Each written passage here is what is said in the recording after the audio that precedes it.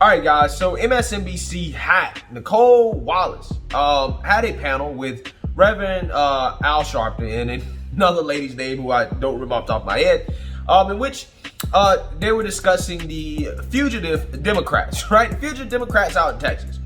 And Miss Nicolle Wallace here, who again, like Joy Reid, is just a Democrat Party hack, basically says the quiet part out loud about how she is rooting for the Democrat Party because according to her, they're the only party that's not fostering domestic extremism, trying to take away people's voting rights, and embracing vaccine misinformation, disinformation. Take a look at the clip. You know, Reb, when I worked in politics as a staffer, we had an expression, you can't be more upset than the principal. And I feel like as the ex-Republican at the table here, I can't be more upset than the Democratic Party, except for the fact that the Democratic Party is the only party that isn't fostering domestic violent extremism in its messaging, the only party that isn't rolling back voting rights, the only party interested in combating vaccine disinformation. So I'm really rooting for them. But all right, guys. So as you can see there, this is just ridiculous, right? I mean, this is a mask off moment. I mean, we already knew this.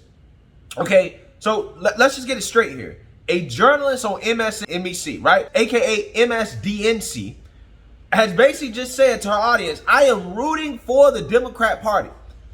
She's basically saying, I am a political hack, right? I am biased, right?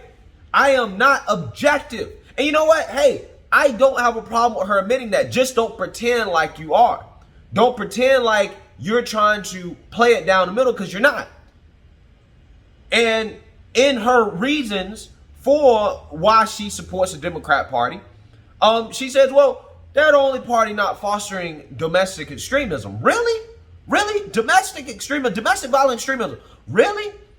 What? So the Democrats weren't supporting the protests and riots that happened all last year from Black Lives Matter and Antifa, right? Antifa, literally, we see videos come out almost every day, guys, of Antifa, okay, in regards to violence that's going on, particularly in cities in the West Coast, okay? And the Democrats haven't said anything about that. The mainstream media doesn't mention anything about that because it's just an idea, even though it is very, very clear that this is an organized group.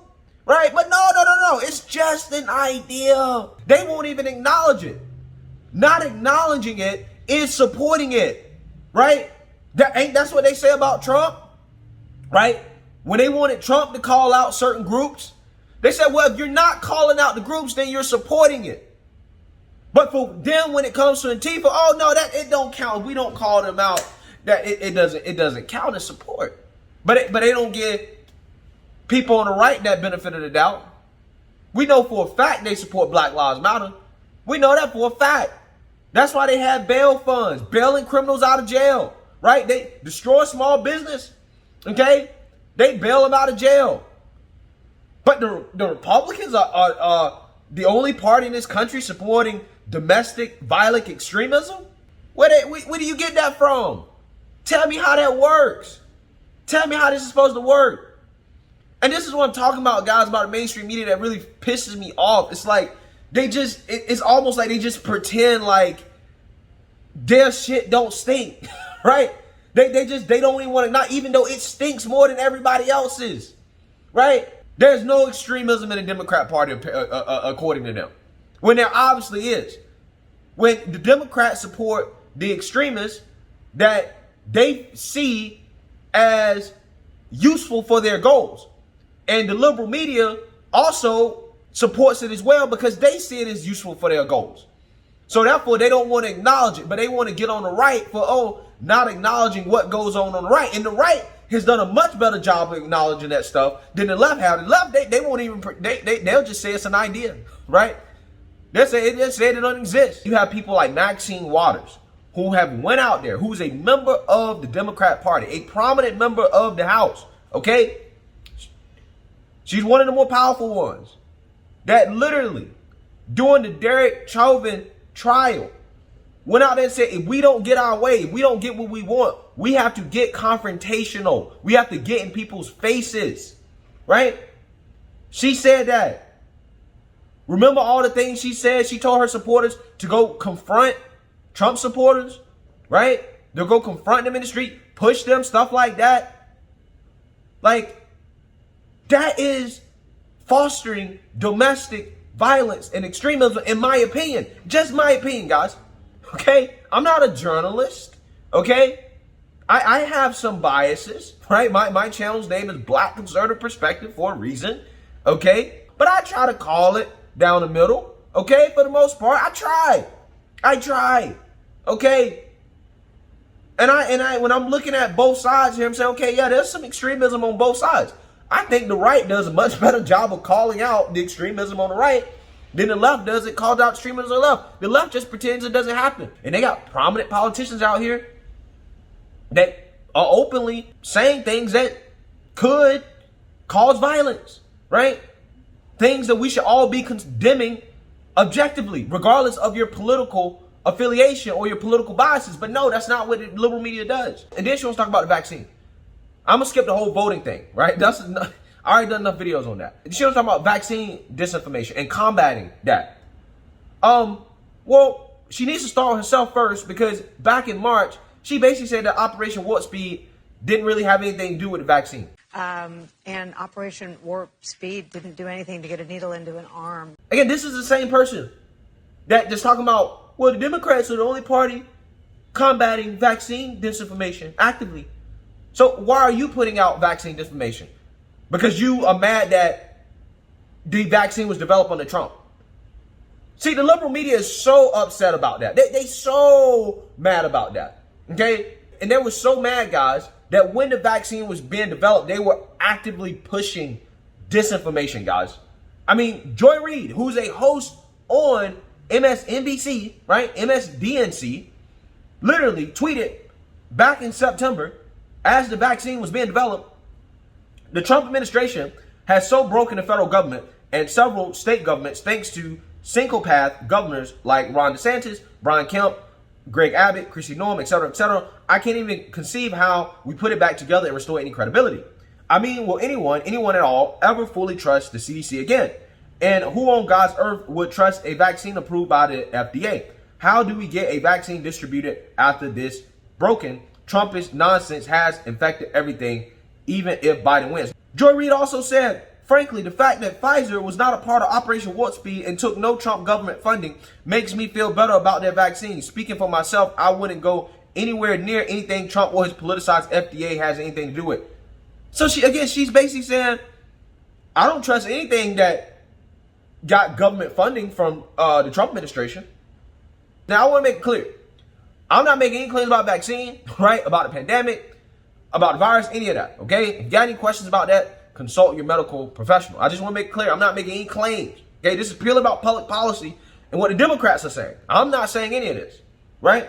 But clearly, I just read you guys' tweets that Joy Reid is literally saying, I don't trust the science because it's being done in the Trump administration.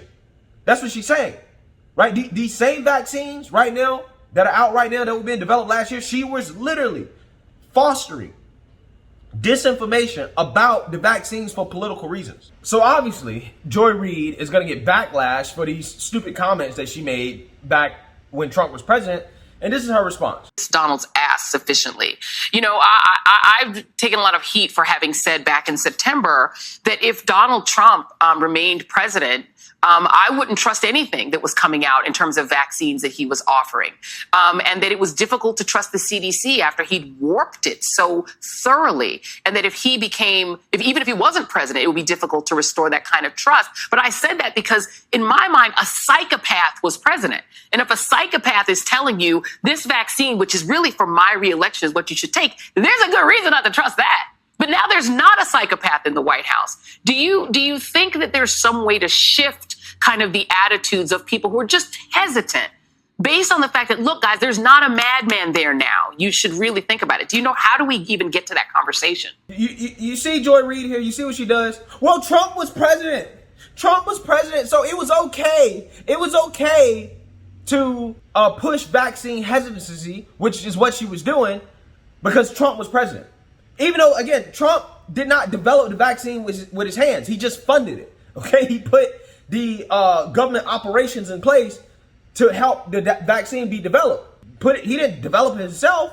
And she tried to say, well, Trump just pushed it because he wanted to get reelected, not because he cared about people's lives, when obviously he was caring about people's lives. It's obvious that he did push for the development of the vaccine and help it out because obviously we were fighting a pandemic like we still are right now. This is what I'm talking about. These people are hacks. They can't even give Trump a little bit of credit, right? Can't even give him anything. But they was, oh, Trump did it for political reasons. You're literally saying what you're saying for political reasons. Listen, does anybody seriously believe if Trump was still president that they wouldn't be doing this right now? I seriously believe if Trump was still president, they would be singing the same tune they were singing back when the vaccines were being developed about the vaccine. I promise you that's what they would be doing. They can act holy and thou right now because Biden's in office. But if Trump was in office, they would be the ones trying to basically put doubts in people's minds. Again, these life-saving vaccines that were developed under the Trump administration, okay, whether they like it or not, you were fostering disinformation about this stuff, okay? And the fact they have not faced consequences for this, really, it blows my mind. How they can go out here and try to act like they're holy and thou in regards to a lot of this stuff when these people had no problems politicizing the vaccine. And guys, I hate that. I told you, I hate the politicization of vaccines and the mask and all that stuff. It's stupid to me. It really is. But these guys went out here and started doing this under the Trump administration just to purely try to get him out of office, to discredit the science, right? They didn't believe the science under Trump. Now all of a sudden Biden's in office. Oh, these vaccine disinformation people, these people are terrible, right? When nobody's, I mean, the Republican Party is not embracing that. They're not embracing that. So these people are clowns and they are political hacks. But let me know what you guys think. Make sure you like, comment, and subscribe. Most importantly, share a Black conservative perspective. Peace.